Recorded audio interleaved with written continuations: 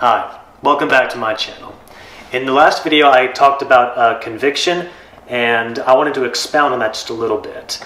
Recently I was giving a talk and I was feeling a little unsure. I was toying with whether or not I should talk about my faith or my beliefs, and while I was writing down what I was going to say, I decided I was not going to mention it. I realized that everyone's beliefs don't line up, and I also know that God is the one who made me the way that I am.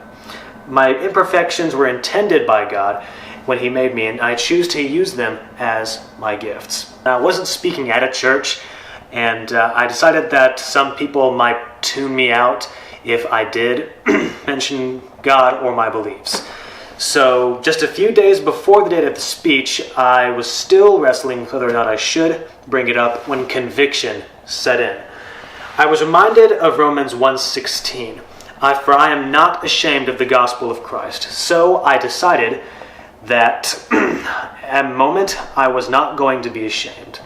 And also Matthew 10:33 says, "Whoever denies me before men, him I will also deny before my Father who is in heaven." And I sure don't want Jesus to deny me.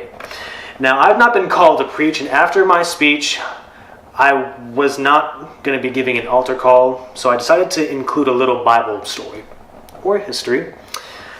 I was talking about disabilities and how to see them as different abilities, or even as gifts. I've heard that Moses is not an eloquent man, and that just implied that he had a speech impediment for me. And he feared the directive that God was giving him to approach Pharaoh and demand that he let the Israelites go. Although Moses felt inadequate, as do I many times, Exodus 4:11 says, "So the Lord said to him," Moses, "Who's made man's mouth?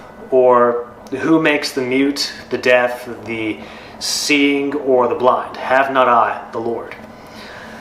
And in verse 12, God tells him, "Now therefore go, and I will be with your mouth and teach you what you shall say." So taking those words to heart, I went, trusting that the Lord would be with me and teach me what to say.